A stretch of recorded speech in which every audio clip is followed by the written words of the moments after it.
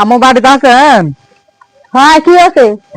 ও দেখছেন, দেখেন এই তো দেখেন, এটা কি লিয়ে আইছে, এই যে দেখো কি হলে? এখানে কি আছে এটা দেখো দিনে।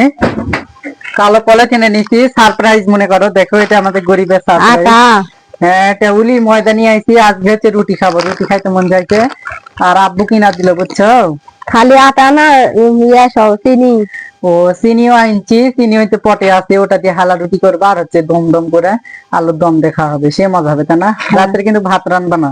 ভাত আনবে তার মনে আছে? দেখি খুলো, দেখো এই তো। এটা নতুন, মানে নতুন ময়দা আছে, এটা খুব সুন্দর লাগতেছে, এই তো গমের ময়দা।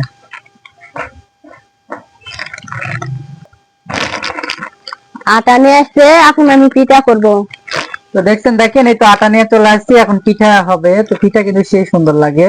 তো উলির আটার কিন্তু পিঠা, যেমনই পিঠা যেটাই বানানো হোক না কেন, সেই মজা লাগে, তাই না আম্মু? হয়। আর আমরা গরিব মানুষ, আমরা যে ধান করতে পারি না, ধানের আটার আমাদের পিঠা খাওয়ার কোনো ইয়া নাই। নিয়ে যাও আম্মু, নিয়ে যাও, নিয়ে যাও, থুয়ে দাও। আর একটু পর মানে সন্ধ্যা লাগলে রুটিটা করে নিও।